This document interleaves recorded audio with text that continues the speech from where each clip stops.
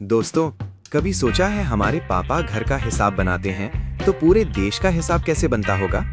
और जब देश दूसरे देशों से पैसा लेता है या देता है, उसे कहाँ लिखा जाता है? वो हिसाब है BOP, balance of payments. Welcome to Anuj commerce classes. आज हम समझेंगे क्लास 12th इकोनॉमिक्स का चैप्टर बैलेंस ऑफ पेमेंट्स। तो सबसे पहले समझिए कि ये स्टोरी है एक ओपन इकोनॉमी की। ओपन इकोनॉमी का मतलब एक देश जो बाकी दुनिया से ट्रेड करता है, और ट्रेड सिर्फ गुड्स का नहीं बल्कि सर्विसेज का भी और साथ में फाइनेंशियल एसेट्स का भी। अब देखिए BOP यानी बैलेंस ऑफ पेमेंट्स, ये क्या है? ये है एक सिस्टमैटिक रिकॉर्ड, मतलब एक हिसाब किताब। किस चीज का?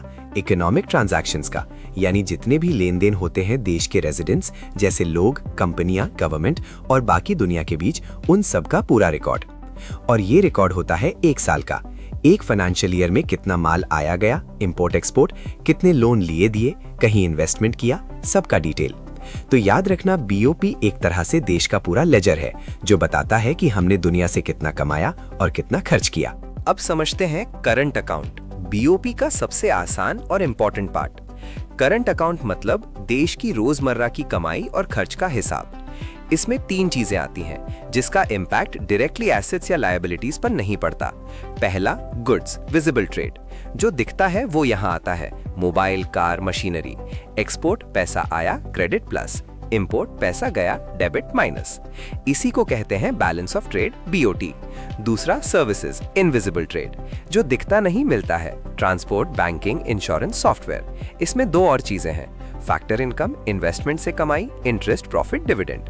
नॉन फैक्टर इनकम, सर्विसेज देकर कमाई।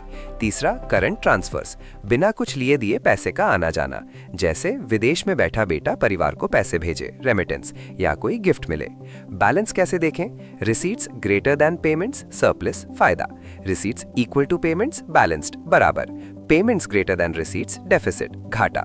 बस इतना याद रखना, BOT सिर्फ goods, invisibles services plus income plus transfers, current account goods plus services plus income plus transfers. अब आते हैं दूसरी स्लाइड पर। यहाँ हम बात करेंगे कैपिटल अकाउंट की। तो कैपिटल अकाउंट में वो सारे ट्रांजैक्शंस रिकॉर्ड होते हैं जो देश के एसेट्स और लायबिलिटीज को इफेक्ट करते हैं। मतलब हमारे पास कितनी प्रॉपर्टी बढ़ी या घटी, कितने कर्ज लिए, कितने दिए। इसे तीन पार्ट्स में समझते हैं।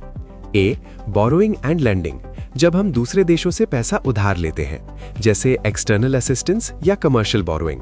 देखिए नीचे दो रेट दिए हैं। कभी 1% कंसेशनल रेट पर लोन मिलता है, यानी बहुत सस्ता, जैसे किसी दोस्त ने एहसान किया, तो कभी 8-12% पर मिलता है मार्केट रेट से। B, फॉरेन इन्वेस्टमेंट्स, ये दो तरह के होते हैं।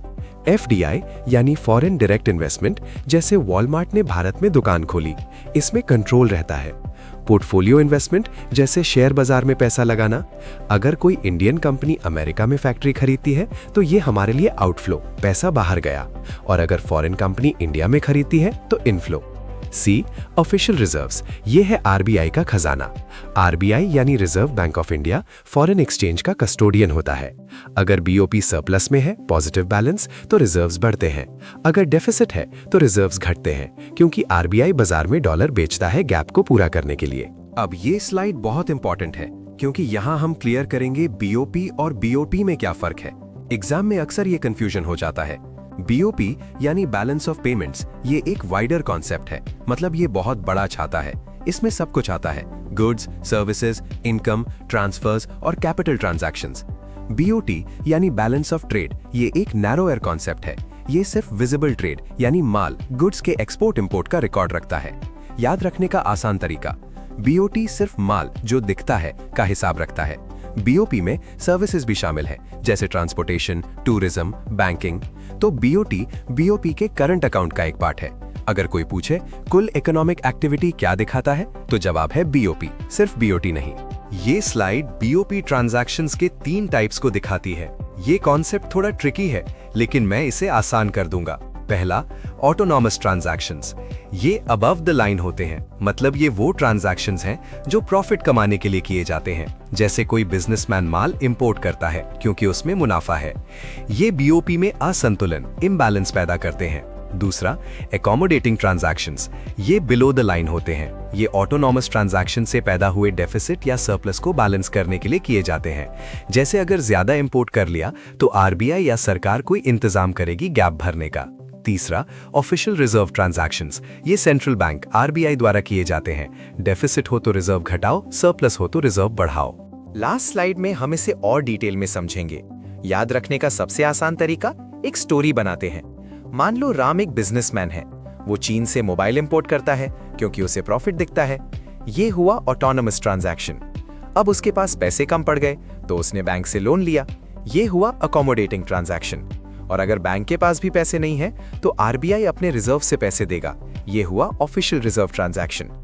एग्जाम पॉइंट से देखें तो ऑटोनोमस प्रॉफिट के लिए, इंडिपेंडेंट बीओपी में इम्बैलेंस का कारण, अकोमोडेटिंग गैप भरने के लिए बीओपी से इन्फ्लुएंस्ड, ऑफिशियल रिजर्व आरबीआई का खेल, रिजर्व्स में बदलाव। अगर बीओपी डेफिसिट में है, रिसीट्स कम है पेमेंट से, तो आरबीआई को अपने रिजर्व से फॉरेन करेंसी बेचनी पड़ेगी। और अगर सरप्लस है तो आरबीआई फॉरेन करेंसी खरीदकर रिजर्व बढ़ाएगा। तो दोस्तों, बीओपी का पूरा खेल इन 3 ट्रांजैक्शंस के आसपास घूमता है। बस याद रखना कौन अबव द लाइन है और कौन बिलो द लाइन। तो दोस्तों, आज हमने सीखा कि बीओपी यानी हमारे देश का वो हिसाब किताब जो बताता है कि हम दुनिया से कितना जुड़े हैं, बेस्ट विजुअल के साथ समझा। अगर वीडियो पसंद आए तो लाइक, शेयर और सब्सक्राइब करना मत भूलना। मिलते हैं अगली वीडियो में।